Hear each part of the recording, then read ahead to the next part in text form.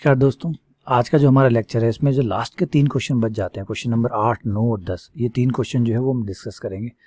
तो चलिए स्टार्ट करते हैं क्वेश्चन नंबर 8 से।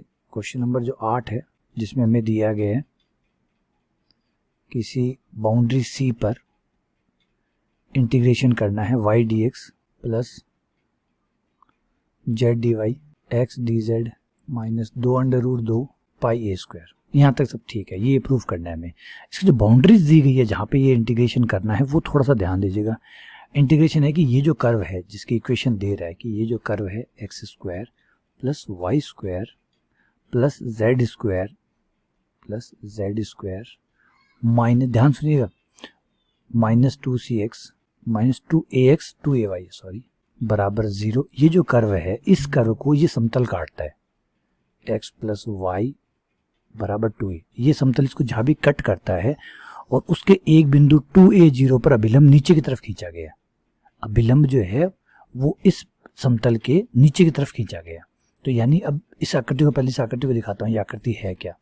मैं इसमें a स्क्वायर जो है 2 बार जोड़ूंगा, 2a स्क्वायर इस तरफ जोड़ूंगा ताकि बराबर रहे। एक्स स्क्वायर के साथ माइनस 2ax प्लस एक, तो ये देखिए ये स्क्वायर यहाँ पे मैंने इसके साथ अटैच कर दिया। ऐसे ही एक ए स्क्वायर में वाई स्क्वायर के साथ जो वाई स्क्वायर माइनस 2ay है उनके साथ एक ए स्क्वायर और अटैच कर रहा हूँ, ठीक है, जेड स्क्वायर। अब मैंने 2a स्क्वायर जोड़े, 2a स्क्वायर जुड़े, एक तो ये रहा और एक ये रहा, तो ये बराबर में 2a स्क्वायर ताकि बराबर रहे। अब ये मेरा बन गया x माइनस a का स्क्वायर, ये मेरा बन गया y माइनस a का स्क्वायर, ये मेरा बन गया z माइनस 0 का स्क्वायर और ये जाएगा √2a। तो ये है गोले का समीकरण। एक ऐसा गोला जिसका केंद्र a0 पर है, केंद्र a0 पर है, ये केंद्र है a0। इस गोले का सेंटर हो गया। इस गोले की जो रेडियस है r वो हो गई √, ठीक है। अब थोड़ा सा ध्यान दीजिएगा इसके अंदर कि ये जो गोला है इसको ये समतल काटेगा। और आपको एक अच्छी बात बताऊं, ये समतल एकदम बीचों बीच से काटेगा। कैसे पता चला कि एकदम बीचों बीच से काटेगा? तो उसका है कि समतल का समीकरण दिया गया है x प्लस वाई बराबर 2a। अब अगर आप इसमें सेंटर रख के देखें, केंद्र अगर रख के देखें, x की जगह a, y की जगह a, z की जगह 0 रख के देखें तो 2a बराबर 2a आ रहा है। इसका मतलब केंद्र जो है वो समतल को संतुष्ट कर रहा है, केंद्र समतल को संतुष्ट करता है। यानी ये जो समतल है ये एकदम बीचों बीच से जा रहा है, इस गोले को आधा आधा काट रहा है। फिर ये जो समतल काटेगा उसमें जो ऊपर वाले हिस्से को तो छोड़ देना है, नीचे वाले हिस्से को तो छोड़ देना है, वहां तो अभिलंब निकालना है। तो कुछ डायग्राम ऐसा होगा, देखिए ये आपका गोला है, इस गोले को ये आपका समतल काट रहा है एकदम बीचों बीच से। ये जहाँ कट कर रहा है ये वो सर्किल बन जाएगा, क्योंकि जब भी किसी सेव को आप काटते हैं अगर वो गोलाकार है तो सेव पे आप देखेंगे सर्किल बन जाएगा। ये बन गया आपका सर्किल जिसकी त्रिज्या है √2a। इस सर्कल की त्रिज्या है √। अभी जो समतल है इस समतल पे हमें अभिलंब लेना है जो कि नीचे की तरफ जाएगा। कैसे निकलेगा? कोई दिक्कत नहीं, समतल का अभिलंब तो है। ये समतल का समीकरण रहा, समतल का अभिलंब ले लीजिए, x प्लस वाई, इसके साथ 0 लगा देता हूँ, 0z बराबर 2a, ठीक है। समतल का अभिलंब जो होता है, जो समतल के समीकरण होता है, समतल के समीकरण के जो गुणांक होते हैं वो अभिलंब होता है। ये आपका अभिलंब बन जाएगा, लेकिन आपको एकांक सदिश चाहिए होगा। ये आपका अभिलंब सदिश आया, एकांक सदिश नहीं आया। 12th क्लास में आपने पढ़ा हुआ है कि समतल का जो अभिलंब होता है वो जो x y z के गुणांक होते हैं वो अभिलंब का सदिश होता है। तो ये हो गया i plus j plus 0k। लेकिन एकांक सदिश बनाने के लिए सदिश बटा सदिश का परिमाण आ जाएगा इसका 1 का स्क्वायर प्लस 1 का स्क्वायर प्लस 0 का स्क्वायर, जो कि √2 आ जाएगा। तो i plus j plus 0k बट्टा √2। ये लीजिए आपका अभिलंब आ चुका है। यहाँ से आपने फलन तो अलग किया ही नहीं, तो चलिए फलन भी अलग कर लेते हैं, ज़्यादा दिक्कत नहीं आएगी। yi plus zj plus xk dot dxi cap dyj cap dzk cap, ये आपका हो गया f सदिश डॉट, ये हो गया आपका dr। तैयार है आपका f। अब आपको स्ट्रोक पर में लगानी है, तो स्ट्रोक पर में आप f डॉट dr, क्योंकि स्ट्रोक पर में यूज़ करने के लिए कहा गया, इसने कहा है, तो आप f डॉट dr तो सॉल्व नहीं कर सकते। अगर इसको सॉल्व करेंगे तो आप स्ट्रोक पर में कैसे लगाएंगे? तो स्ट्रोक पर में लगाने के लिए आपको ये जो राइट हैंड साइड है डेल क्रॉस f, यानी जो कर्ल वाला हिस्सा है वो आपको सॉल्व करना पड़ेगा। अभिलंब आपके पास है, चिंता की बात नहीं है, सिर्फ आपको क्रॉस गुणा जो डेल क्रॉस एफ है वो निकालना है। तो चलिए भी निकाल देते हैं। डेल क्रॉस एफ, ये हो जाएगा आपका आई, ये हो जाएगा आपका जे, ये हो जाएगा आपका के, आई जे के, और del over del X, del over del X, del over del Y और डेल ओवर डेल जेड।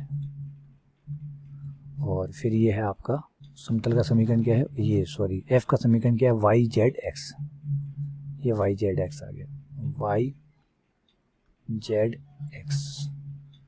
अब आप यहाँ खोलिए, आई कैप 0 -1 माइनस जे, ये हो जाएगा एक्स का 1, ये वाई के साथ ये 0 प्लस के कैप, ये 0 -1, ये क्या minus I cap minus J, ये डेल क्रॉस एफ आ गया आपका, del cross F dot N cap, dot del cross F आपके पास आया है माइनस का आई, माइनस का जे और माइनस का के, dot I plus J plus 0 के अंडर रूट 2। तो ये हो जाएगा आई से आई गुणा होते -1, जे से जे गुणा होते -1, के से गुणा करते 0 बटा अंडर रूट 2। ये ऊपर आ जाएगा माइनस का 2, नीचे आपके पास अंडर रूट 2 आ जाएगा। तो ये 1 2 अंडर रूट 2 कट जाएगा, 1 अंडर रूट 2 आपके पास बच जाएगा। बढ़िया है, बहुत बढ़िया, छोटा सा ही आया है। अब हमारे ज़्यादा दिक्कत नहीं आएगी इंटीग्रेशन में भी। डेल क्रॉस एफ, क्योंकि नियतांक आया, सबसे अच्छी बात है नियतांक आया, और नियतांक आया तो इंटीग्रेशन बहुत आसान हो जाता है, क्योंकि ये तो नियतांक है, बाहर आ जाएगा, अंडर रूट 2 आपका बाहर, समाकलन के अंदर केवल ds बचेगा, ds का समाकलन s आ जाएगा।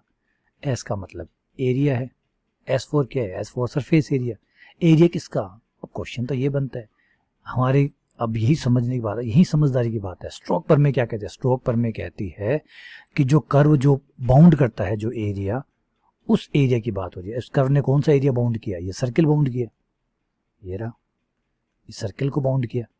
सर्किल का एरिया कितना होता है, पाई आर स्क्वायर, सर्किल का एरिया कितना होता है, पाई आर स्क्वायर। आर कितना है, आर कितना है, ऊपर चलिए, आर बराबर under root 2 area of the circle, वृत्त का क्षेत्रफल। तो ये हो गया minus under root 2, area of the circle कितना है, पाई आर स्क्वायर, आर कितना है, अंडर रूट 2, और साथ में ए भी है।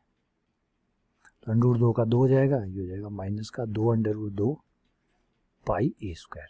यही आपको प्रूफ करना था, ये आपका आंसर आ गया। ठीक है, कोई दिक्कत नहीं है, सिंपल से क्वेश्चन था, ज़्यादा परेशानी है। वो थोड़ा सा इसका जो सी था, जो इसका पथ था, वो थोड़ा अजीब था, लेकिन हो गया। चलिए आगे बढ़ते हैं क्वेश्चन नंबर 9 पे। क्वेश्चन नंबर 9 कमाल का है। वो कह रहा है कि प्रूफ कीजिए किसी फंक्शन का कर्ल लेके फिर डाइवर्जेंस लिया जाए, यानी डाइवर्जेंस ऑफ कर्ल एफ, यानी किसी फंक्शन का कर्ल लेके उसका डाइवर्जेंस लिया जाए तो प्रूफ करिए वो 0 आएगा। ये बिल्कुल है, ये सर्वसमीका है। रिपीट कर रहा हूँ बेटा, ये सर्वसमीका है, ये सर्वसमीका है कि अगर आपने किसी भी फंक्शन की बात नहीं करूँगा, क्योंकि स्पेसिफिक फंक्शन ही होना चाहिए, ऐसा फंक्शन जिसका आंशिक अवकलन विद्यमान हो, ये सब शर्तें तो होनी चाहिए। ऐसा ही ना हो, है ना, जैसे हम कह रहे हैं आधार कार्ड सबका होता है, तो मैं सबका नहीं होता, गधों का नहीं होता, घोड़ों का नहीं होता, बकरियों का नहीं होता। तो आप जब बोलते हैं तो थोड़ा सा कॉमन सेंस भी रखिएगा। एफ बोल रहा हूँ, सारे एफ का मतलब वो एफ जो पहले अवकलन के तो हो, अवकलन तो जिनका होना चाहिए ना। अब अवकलन ही नहीं हो तो उसका कर्ल कैसे निकालेंगे, तो वो शर्तें तो चाहिए। तो आप किसी फंक्शन का पहले कर्ल निकालते हैं और कर्ल निकालने के बाद डाइवर्जेंस निकालते हैं तो वो 0 आता है। ये सर्वसमीका है, ये एक सर्वसमीका है। परगुण पहले प्रूफ कर चुके हैं, आप जाके देख सकते हैं। प्रॉपर्टी नंबर 3 के नाम से था ये, प्रॉपर्टी 3 के नाम सर्वसमीकाओं में जो टॉपिक पढ़ाया था उसमें जाके देखिए, प्रॉपर्टी नंबर 3 है। लेकिन अब यहाँ पे ये कह रहा है कि भैया जो प्रूफ आप करके आए हैं वो तो ठीक है, लेकिन यहाँ पे ये कह रहा है कि स्टोक्स थ्योरम जो है उसकी सहायता से ये प्रूफ करिए। स्टोक्स थ्योरम जो है उसका उपयोग करते हुए इसको प्रूफ करिए। स्टोक्स थ्योरम कैसे काम करेगी, आइए स्टोक्स थ्योरम का इस्तेमाल करते हैं। थोड़ा सा आनंद लीजिएगा। पहले गॉस थ्योरम लगाते हैं, by Gauss divergence theorem. Gauss divergence theorem, Gauss divergence theorem कहती है कि भैया किसी पृष्ठ S के ऊपर, बंद पृष्ठ के ऊपर f dot N D S, ध्यान से सुनिएगा बेटा, f dot N cap D S बराबर over the volume del dot F, मतलब डाइवर्जेंस अब यहाँ पे आप याद रखिएगा v जो है वो वॉल्यूम है, s जो है वो सरफेस है। सरफेस बंद होता है, वो बंद सरफेस जितना वॉल्यूम अपने अंदर पैक करेगा, जैसे कमरा है, कमरा बंद होता है, बंद कमरे के अंदर जितनी हवा पैक हुई वो उसका वॉल्यूम कहलाती है। तो ये लेते हैं एक आकृति बंद, बंद पृष्ठ, कोई भी ले लीजिए, कोई भी, बस एक बंद आकृति लीजिएगा बेटा। ये लीजिए, आपने एक बंद आकृति ले ली। इस बंद आकृति के अंदर ये पत्थर है, समझिए पत्थर, पत्थर के अंदर जितने मिट्टी के कण है ना, पत्थर के अंदर वो है वॉल्यूम, वो क्या है वॉल्यूम। और ये अगर आप इस पत्थर पे कलर कर दें, कलर, तो वो है एस। कलर अंदर तो नहीं जा सकता, कलर अंदर तो नहीं जा सकता पत्थर के, कलर तो पत्थर के ऊपर ऊपर रहेगा। तो जहां जहां कलर आप कर पा रहे हैं वो है एस, और जो मिट्टी के कण अंदर भरे पड़े हैं जिससे पत्थर बना है वो सब क्या है वॉल्यूम, एस। एस कहता है जैसे हमारे कपड़े हैं, हमारे कपड़े हमें ढकते हैं, तो जो ढकता है वो है सरफेस एरिया एस, और जो अंदर हम सब कुछ हैं वो है वी। हमारी नाड़ियां वाड़ियां, तंत्र पंत्र, अणु परमाणु सब जोड़ जोड़ा के वी। क्लियर है, समझने की बात है, कोई दिक्कत नहीं है, ठीक है। अब थोड़ा सा खेल देखिएगा, खोल बड़ा इंटरेस्टिंग होने वाला है। यहाँ सब सही है। अब स्टोक थ्योरम को और याद कीजिए। अब आप कहेंगे सर ये तो गॉस थ्योरम है, क्वेश्चन में तो कहा है स्टोक थ्योरम। स्टोक थ्योरम तो नहीं लगाई आपने, लगाता हूँ, 2 मिनट दीजिए, है ना, समझ रहे ना बात को मेरी। हूँ मैं कह रहा हूँ अगर मैं यहाँ पे जो परमे लगाऊंगा, अगर गॉस परमे लगाऊंगा तो आप कहेंगे सर स्टॉक पर मैं बोली थी और आप गॉस लगा रहे हो। बिल्कुल बेटा, मैं स्टॉक भी लगाऊंगा। चलिए स्टॉक परमे पे आ जाते हैं। स्टोक्स थ्योरम, स्टोक्स थ्योरम क्या कहती है कि किसी बाउंड्री सी पर F dot D are, F नहीं लिखूंगा क्योंकि एफ मैं ऊपर नाम दे चुका हूँ, थोड़ा सा मैं कन्फ्यूजन क्रिएट नहीं करना चाहता। यहाँ पे एक नया नाम दे देता हूँ जी, लेकिन नाम में क्या रखा है टेंशन ना लीजिएगा, डेल क्रॉस जी डॉट एन कैप और डी एस, ठीक है। ये आपका हो गया, क्लियर है। ये आपके स्टोक थ्योरम है, ये आपकी गॉस थ्योरम है। अब स्टोक थ्योरम लगाने के लिए देखिए एक चीज़ आपको चाहिए कि आपको सी चाहिए, एस तो आपको मिल गया, ये एस वाला तो जो ये दोनों जो है, जो गॉस थ्योरम है, गॉस थ्योरम में वी था, एस था, सी बाकी था यार, सी हमें बनाना पड़ेगा। सी अगर इसमें बना देते हैं तो दोनों थ्योरम को मर्ज किया जा सकता है। तो सी एक, इस पे एक रिबन डाल देते हैं, एक रबड़ डाल देते हैं, इसको पत्थर में एक रबड़ डाल देते हैं, ये रबड़ डाल दिया, रबड़ डाल दी, ठीक है, ये आपका सी हो गया, क्लियर है, ये सी हो गया। लेकिन अब इस रिबन ने क्या किया, एक बड़ा झंझट सा पैदा कर दिया। जैसे रिबन आता है, रिबन इसके 2 हिस्से बना देता है, एक रिबन के बाईं तरफ का, एक रिबन के दाईं तरफ का। रिबन ने 2 पार्ट बना दिए, लेफ्ट पार्ट और राइट पार्ट, 2 पार्ट बन गए। थोड़ा ध्यान रखिएगा इस बात का, बाकी कोई इश्यू नहीं है। चलिए आते हैं, अब हमें क्या करना है, हमें प्रूफ करना है del dot del cross F बराबर 0। बिल्कुल ये प्रूफ करेंगे। कैसे प्रूफ करेंगे, आइए, यहाँ जो एफ है उसका मैं मान रखूंगा, इसको मैं इक्वेशन नंबर 1 नाम दे दूं एक बार, इसको मैं इक्वेशन नंबर 2 नाम दे देता हूँ। कुछ देर के लिए समीकरण 1 में, जो गॉस वाली समीकरण है, समीकरण 1 में मैंने f की जगह, जो f वेक्टर है उसकी जगह जो डेल क्रॉस g जो है, g कौन है, ये समीकरण नंबर वाला 2 जो g है, उसको डेल के साथ मतलब कर्ल निकाल कर f के जो आएगा उसको f मान रहा हूँ और वहाँ रख रहा हूँ। तो क्या होगा, आइए इसमें रखिए, s ये हो गया del cross g dot N cap बराबर a, क्या था देख लीजिए एक बार, del cross F dot N cap D S, ठीक है सर, बिल्कुल सही था। इस तरफ v डेल डॉट एफ था और एफ की जगह आ गया डेल क्रॉस जी, ठीक है, मान रख दिया। अब आप ये जो समीकरण नंबर 3 बनी है, ध्यान से सुनिएगा, समीकरण नंबर 3 बनी है, ये समीकरण नंबर 3 को देखिए और समीकरण 2 को देखिए। समीकरण 2 का RHS और समीकरण 3 का LHS बराबर है, देखिए बराबर है। तो ये इसका भाई है और ये इसका भाई है, ये दोनों एक ही है, तो यानी ये दोनों भी भाई भाई है, मतलब ये इसके बराबर है, ये इसके बराबर है, ये दोनों बराबर है क्योंकि दोनों सेम है। मिला लीजिए, मिला लीजिए बेटा, ये देखिए और ये देखिए, क्या दोनों में कोई अंतर है, तो जवाब है नहीं है। तो तुलना कर सकते हैं समीकरण 2 व 3 से तुलना करने पर, समीकरण 2 व 3 से तुलना करने पर, तो ये आपका g डॉट डी आर इस तरफ आया डेल डॉट डेल क्रॉस जी, डेल डॉट। अब यहाँ पे रुकिए बेटा, अब यहाँ पे सुनिए जो मैंने आपको बताई थी रबड़ वाले पार्ट में, अब यहाँ पे थोड़ी सी परेशानी क्रिएट होगी। यहाँ परेशानी क्या क्रिएट होगी, देखिए गॉस थ्योरम जो थी वो आपसे वॉल्यूम और सरफेस एरिया मांगती है, उससे काम चल जाता है, लेकिन स्टोक थ्योरम आपसे एक बाउंड्री मांगते हैं सी की। अब सी बाउंड्री होने की वजह से पता क्या हुआ, एक बड़ा पेचीदा काम हो गया। यहाँ का कोई भी बिंदु जब आप लेंगे तो मान लीजिए उसका अभिलंब इस तरफ गया, तो वहीं यहाँ जब बिंदु लेंगे तो उसका अभिलंब इस तरफ जाएगा, दोनों की डायरेक्शन उल्टी होगी।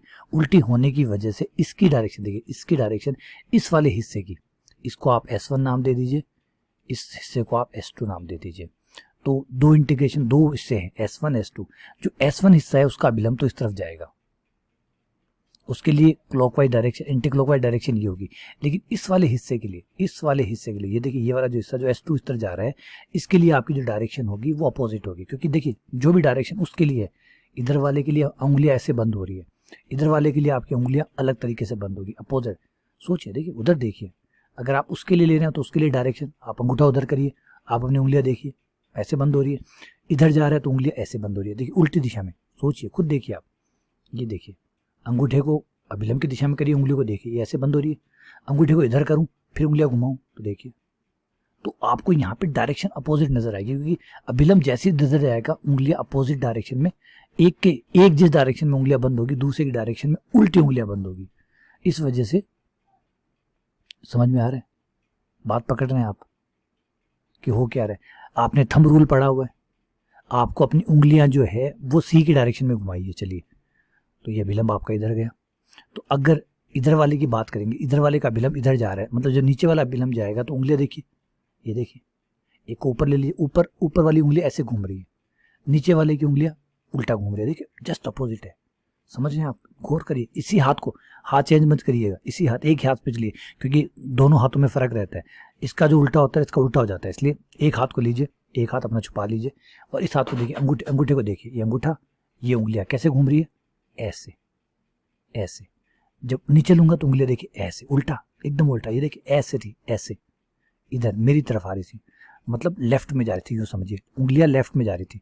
जैसे लिए अब देखिए उंगलियां राइट में जा रही है, तो डायरेक्शन में चेंज आ गया, नहीं आ गया? आ गया। S1 के लिए जो डायरेक्शन सीधा होगा, S2 के लिए वो उल्टा होगा।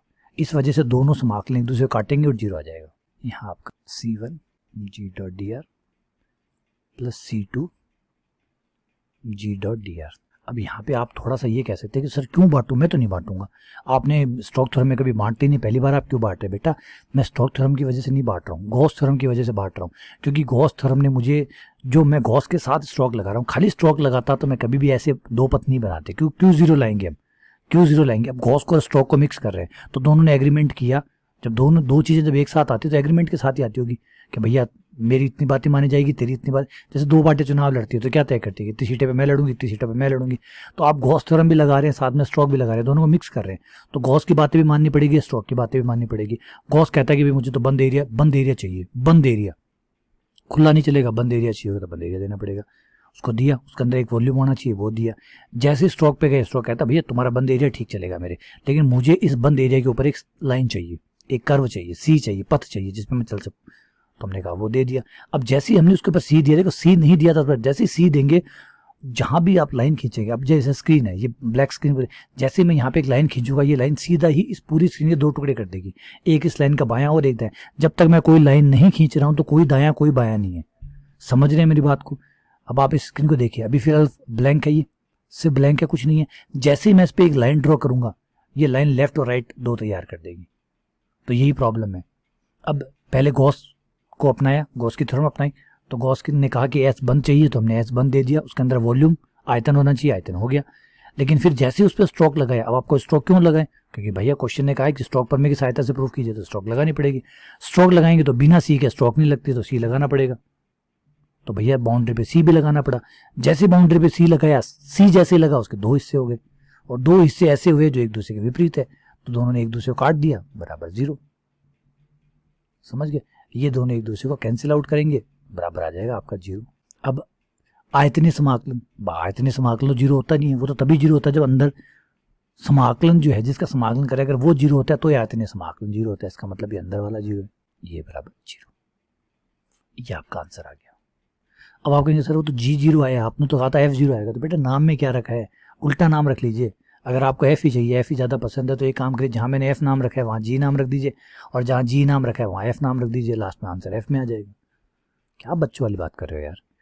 समझ रहे बातों में? नाम में क्या रखा है? ये कह रहा है कि किसी भी फलन को लीजिए, उसका कर्ल निकालिए, फिर उसके साथ डाइवर्जेंस निकालिए, वो जीरो आएगा, चाहे वो जी हो चाहे एफ हो।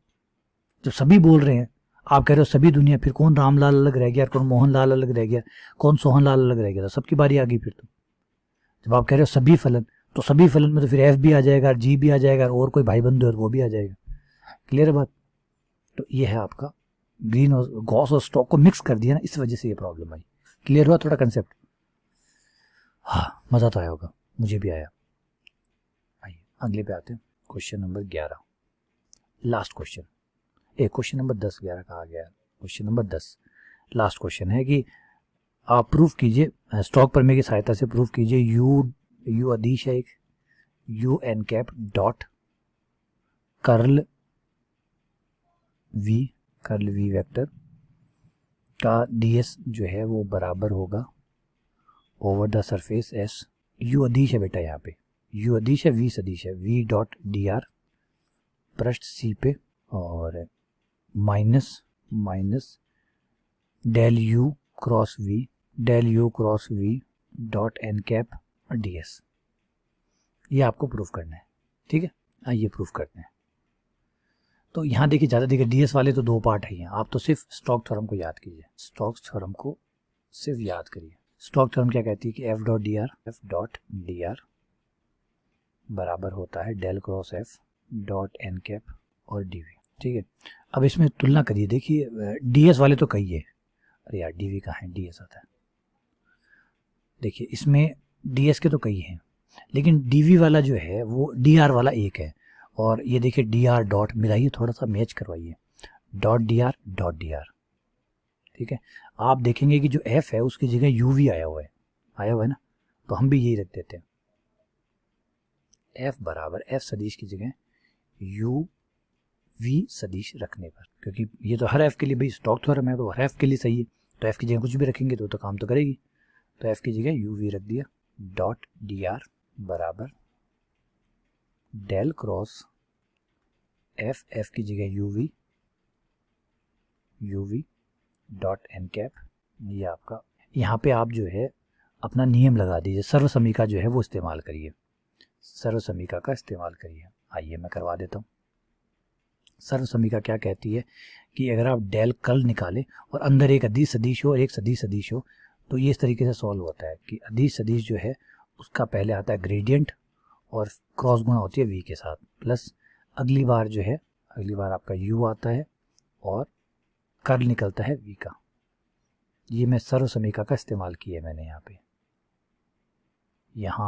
सर्व समीका का इस्तेमाल किया है, dot N cap D S. ये कहाँ से आया है? सर्व समीका से आया है, आइडेंटिटी से आया है, वेक्टर आइडेंटिटी जो है उससे आया, वेक्टर आइडेंटिटी से आया। और कौन सी, आप जाके देख सकते हैं, ये शायद सेकंड आइडेंटिटी है, फर्स्ट सेकंड जो है, क्योंकि पहली आइडेंटिटी तो डेल डॉट की मतलब डाइवर्जेंस की है, दूसरी क्रॉस मतलब कर्ल की है, तो उससे मैंने लिया, तो ज़्यादा इश्यू है नहीं। यू का ग्रेडियंट आएगा, वी के साथ क्रॉस गुणा होगी, फिर यू बाहर आएगा और वी के साथ ही क्रॉस गुणा भी होगी और कर्ल भी निकलेगा, मतलब अवकलन भी होगा। अब यहाँ पे दोनों को अलग अलग कर दीजिए, मोटा मोटा आपका आंसर आ चुका है, यू क्रॉस वी ब्रैकेट खुलेगा तो dot N cap U del cross V dot N cap D S. अब देख लीजिए किसको किधर रखना है, किसको कहाँ ले जाना है। डी आर वाली जो साइड है उसमें डेल यू क्रॉस वी वाले को उधर ले जाना है, तो यानी इस वाले को उधर ले जाना है, ले जाओ कोई दिक्कत नहीं। उधर पहले से कौन है, उधर पहले से यू वी बैठा है, you V dot D are बैठा है, you V dot D are की तरफ इसको ले आए, तो ये माइनस का हो गया इधर आके, del U cross V dot N cap बराबर इस तरफ आपका रह गया U del cross V dot N cap. ये लीजिए, ये आपका आंसर आ गया, यही आपको प्रूफ करना था, ये आपका आ गया, सिंपल है। इसी के साथ हमारे जो क्वेश्चन है वो सारे कंप्लीट हो गए, सारे क्वेश्चन मैंने करा दिए, टोटल 10 क्वेश्चन थे, 10 के 10 करवा दिए। उम्मीद करता हूँ आपको समझ में भी आए होंगे। हाथ से निकालिए, प्रैक्टिस करिए, थोड़े टेढ़े हैं, थोड़े परेशान जरूर करेंगे, लेकिन निकल जाएंगे। एग्जाम्पल है उनको पढ़िए, देखिए, एग्जाम्पल बिल्कुल इनके हूबहू कॉपी है, ज़्यादा एक्स्ट्रा ऑर्डिनरी या कुछ अलग टाइप के एग्जाम्पल है नहीं। जैसे इनको पढ़ेंगे वैसे थोड़ा थोड़ा तो नया होगा ही होगा, क्योंकि ऐसा तो नहीं कर सकता जो प्रश्नावली के 10 क्वेश्चन है उन्हीं को एग्जाम्पल में डाल दें, तो थोड़ा थोड़ा तो चेंज करेगा, या एफ भी बदलेगा, विलम्ब भी बदलेगा, तो छोटा मोटा बदलाव जरूर है, लेकिन समझ में आ जाएगा, चिंता मत करिए। ठीक है, चलिए, बहुत बहुत धन्यवाद, शुक्रिया।